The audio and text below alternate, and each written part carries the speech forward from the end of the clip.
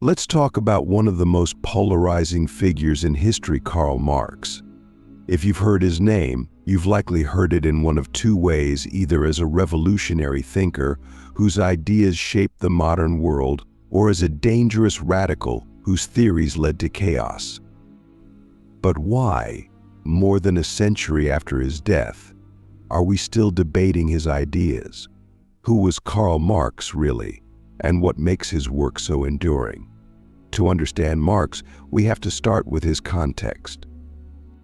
He lived in the 19th century, during the height of the Industrial Revolution, a time when factories were springing up, wealth was being concentrated, and workers were being exploited in ways that had never been seen before. People were moving from rural villages to crowded cities, working long hours in harsh conditions for minimal pay. The world was changing rapidly, and not everyone was benefiting. In fact, most people weren't. Marx looked at this new industrial society and asked a question that few others dared to: is this system, with all its wealth and progress, actually good for humanity? His answer was no. He saw a world divided into two main classes: the bourgeoisie, who owned the means of production, factories, land, resources, and the proletariat, who sold their labor to survive. To Marx, this wasn't just an economic arrangement, it was a profound imbalance of power. Here's the core of Marx's critique. He believed that capitalism, the system underpinning this industrial age, wasn't just unfair, it was inherently exploitative. Think about it. In a capitalist system, workers produce value through their labor, but they only receive a fraction of that value as wages. The rest, it goes to the owners, the bourgeoisie, as profit. Marx called this surplus value, and he saw it as the root of inequality. The system, he argued, wasn't designed to reward hard work or innovation. It was designed to concentrate wealth and power in the hands of a few. Click subscribe to this channel to get more profound insights. But Marx didn't stop at critique. He wasn't just a philosopher, he was a revolutionary.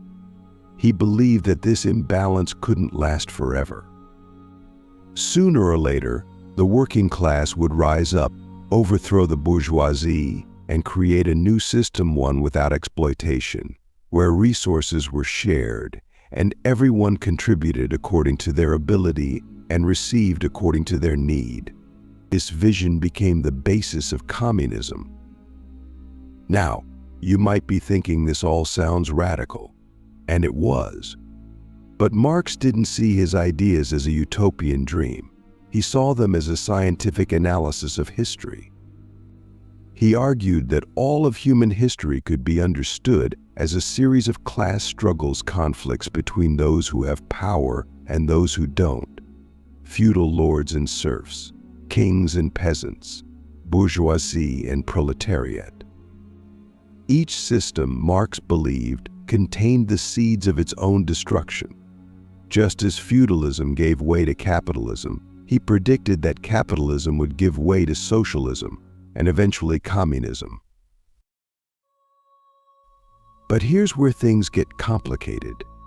Marx's ideas were never just about economics. They were about how we relate to each other, to our work, and to ourselves. He believed that under capitalism, people become alienated from their labor because they don't control what they produce. Alienated from each other because competition replaces community, and alienated from their own humanity because they're reduced to cogs in a machine. Let's pause here and think about this. How often do we feel disconnected from the work we do? How often do we judge ourselves and others based on productivity or material success? Marx's critique of alienation wasn't just about 19th century factory workers. It's about something deeper, a sense of loss that many of us still feel today. But why? If Marx's ideas are so influential, are they also so controversial? part of it has to do with how those ideas were implemented or misimplemented in the 20th century. Marx inspired revolutions, from Russia to China to Cuba.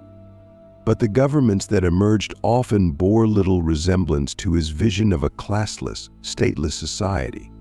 Instead, they created new forms of oppression, leading many to dismiss Marx as naive or dangerous. And yet, despite these failures, Marx's critique of capitalism remains relevant. Look at the world today. Wealth inequality is higher than ever. Billionaires control more resources than entire countries. Workers in many industries struggle to make a living, while executives take home millions. The problems Marx identified haven't gone away. If anything, they've grown more extreme. But does that mean his solutions are still viable? That's a harder question. Some argue that Marx underestimated human greed and the complexity of modern economies. Others believe that while communism may not have worked as envisioned, the ideas behind it about equality, solidarity, and the flaws of capitalism are worth revisiting. So where does that leave us? Marx's legacy isn't just a set of economic theories. It's a challenge. A challenge to question the systems we live in, to think critically about power and inequality, and to imagine a world that could be better. Whether you agree with him or not, his ideas force us to confront uncomfortable truths about how society works and who it works for. In the next part, we'll dive deeper into the most misunderstood aspects of Marx's philosophy, explore why his ideas still provoke such strong reactions, and ask whether they hold any solutions for the challenges of the 21st century. So why do Karl Marx's ideas continue to provoke such strong reactions, even today? To answer that, we need to go deeper into his philosophy and the way it connects to modern challenges. If you strip away the ideological battles that have surrounded Marx's name for decades, you're left with a core set of ideas that still resonate, ideas about inequality, power, and the human condition. But to fully understand why Marx's ideas refuse to die, we need to separate the man's philosophy from the way it's been interpreted and implemented. First, let's talk about one of the most misunderstood aspects of Marx's work, the idea of class struggle. For Marx, class wasn't just about how much money you had in the bank. It was about your relationship to power, specifically, your role in the economic system. Are you someone who controls resources and labor, or are you someone who sells your labor to survive? That distinction forms the foundation of his analysis of capitalism. Now, here's the controversial part. Marx didn't see capitalism as inherently evil. In fact, he acknowledged that it was a revolutionary force in history, capable of creating immense wealth and driving technological innovation. But he also believed that capitalism contained contradictions that would ultimately lead to its downfall. Think about it, capitalism thrives on competition, efficiency, and growth. But that same drive for profit can lead to exploitation, inequality, and instability. Consider the concept of crises within capitalism, something Marx predicted with startling accuracy. He argued that capitalism is inherently unstable because it creates cycles of boom and bust. Wealth concentrated in fewer hands, consumer demand fell, and eventually the system collapsed under its own weight. Sound familiar? Look at the 2008 financial crisis or the growing concerns about wealth inequality today. These aren't just accidents or anomalies. They're features of the system baked into its very structure. But Marx wasn't just critiquing the economic mechanics of capitalism. He was also examining its impact on our humanity. One of his most profound concepts is the idea of alienation. Under capitalism, Marx argued, We become alienated in four key ways from the products of our labor, from the process of work, from our fellow humans, and from our own potential. Let's break that down. Think about your job or any job. In many cases, you don't control what you produce or how it's used. That's alienation from the product. You might find the work itself repetitive or meaningless, something you do only because you need to survive. That's alienation from the process. Then there's the competition and hierarchy that capitalism fosters, which can isolate us from each other. And finally, there's the sense that you're not living up to your full potential because you're stuck in a system that prioritizes profit over personal growth. Marx's critique of alienation isn't just an abstract idea. It's a deeply human one. How often do you hear people say they feel unfulfilled at work, that they're just going through the motions, that their life lacks meaning? These are modern expressions of the alienation Marx described over 150 years ago. And this is why his ideas still resonate, because they address not just economic issues, but existential ones. But why do his ideas provoke such strong reactions? Part of it is ideological. Marx's vision of a classless, stateless society directly challenges the status quo. It questions the legitimacy of private property, markets, and the accumulation of wealth. For those who benefit from the current system, Marx's ideas feel like a threat. And for those who have lived under regimes that claim to follow his philosophy, often marked by authoritarianism and human rights abuses, his name is understandably controversial. But here's the thing: Marx himself was not a politician. He didn't design a blueprint for how governments should operate. His work was more about diagnosing problems than prescribing solutions. The failures of so-called Marxist regimes in the 20th century aren't necessarily a reflection of Marx's ideas, but of how they were implemented or distorted in practice. Marx's vision of communism was based on freedom and equality, not oppression. The fact that his name became associated with tyranny is one of the great ironies of history. So where does that leave us today? Are Marx's ideas still relevant in the 21st century? To answer that, let's look at the world around us. Technology has transformed the economy in ways Marx couldn't have imagined, but the fundamental dynamics he described are still here. Workers are being replaced by automation. Gig workers and freelancers face instability and lack of benefits. Wealth inequality is staggering, with the richest 1% owning more than the bottom 90% combined. In many ways, the world Marx described has evolved, but it hasn't changed. This brings us to a critical question: what can we learn from Marx in addressing today's challenges? His critique of capitalism invites us to question the systems we take for granted. Why do we prioritize profit over well-being? Why do we tolerate inequality that undermines social cohesion? Why do we accept work that alienates us from our own humanity? These aren't just academic questions. They're questions that shape how we live, work, and relate to each other. One of the most intriguing aspects of Marx's philosophy is its focus on collective action. He believed that real change couldn't come from individual effort alone. It required solidarity, people coming together to challenge systems of power and create something new. This idea feels especially relevant today, as movements around climate change, racial justice, and workers' rights gain momentum. Whether or not you agree with Marx's vision of communism, his emphasis on collective action offers a powerful reminder that change doesn't happen in isolation. Let's pause and reflect how much of your life is shaped by systems you didn't choose.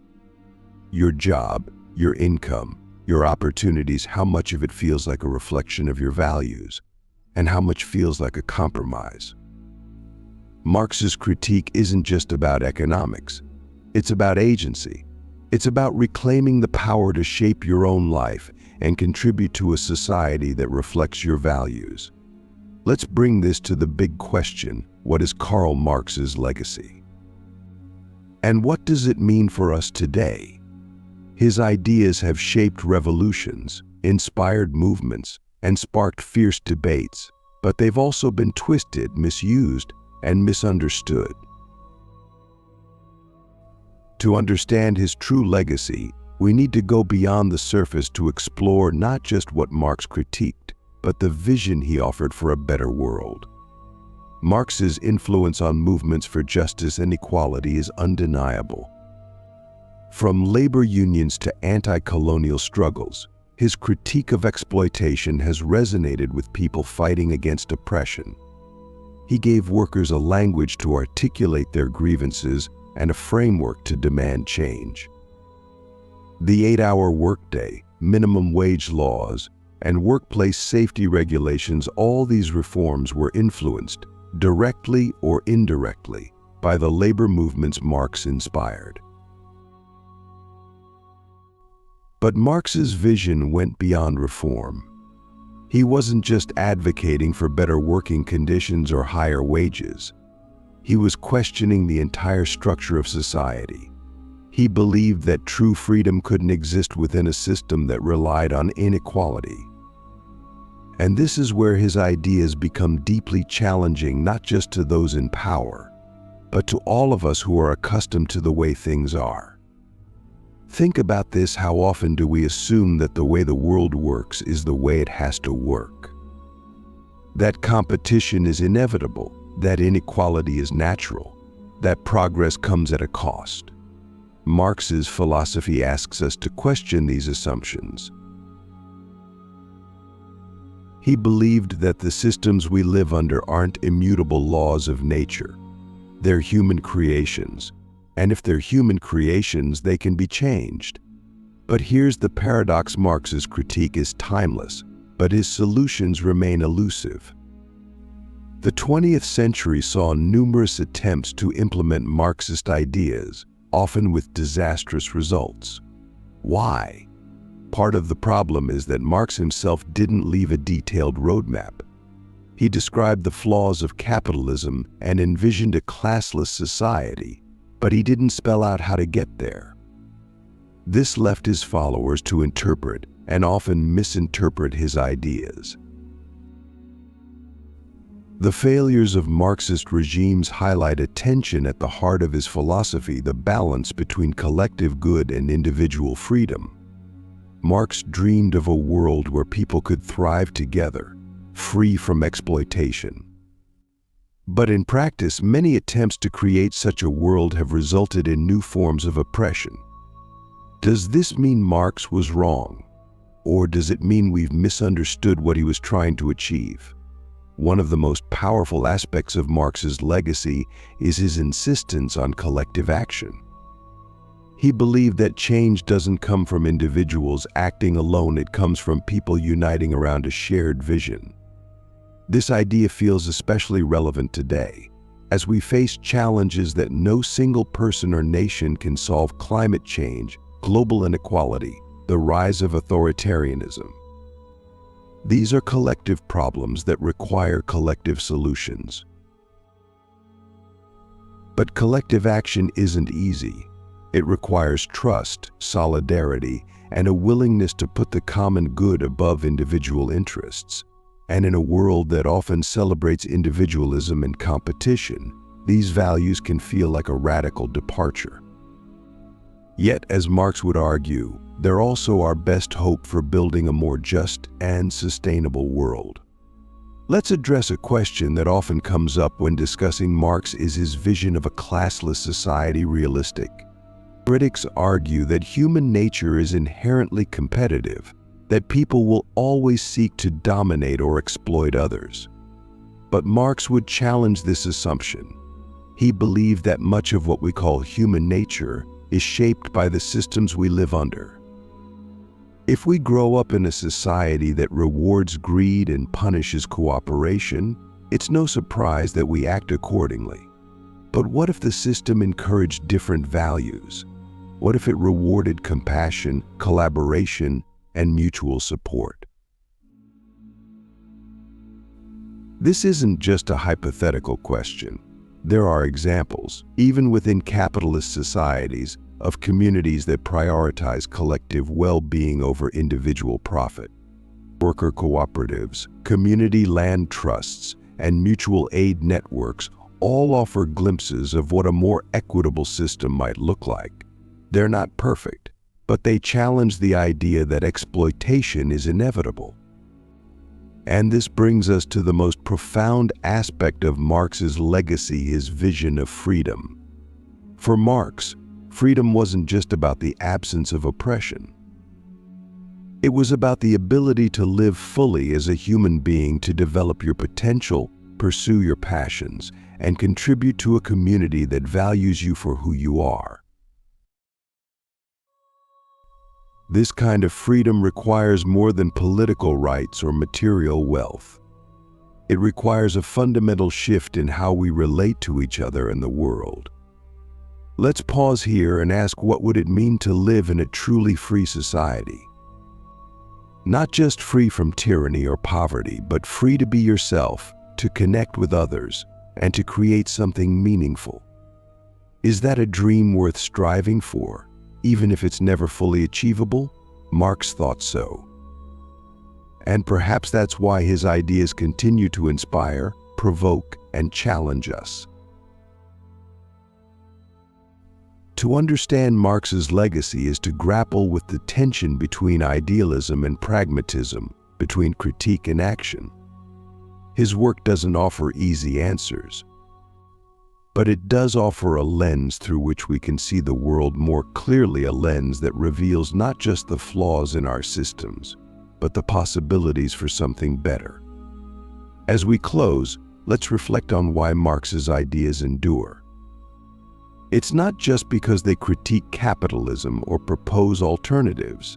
It's because they speak to something universal, the desire for a fairer, freer, more connected world. Whether or not you agree with his vision, that desire is one we all share. And perhaps that's why, more than a century after his death, we're still talking about Karl Marx. Because his questions about power, inequality, and human potential are questions we're still trying to answer.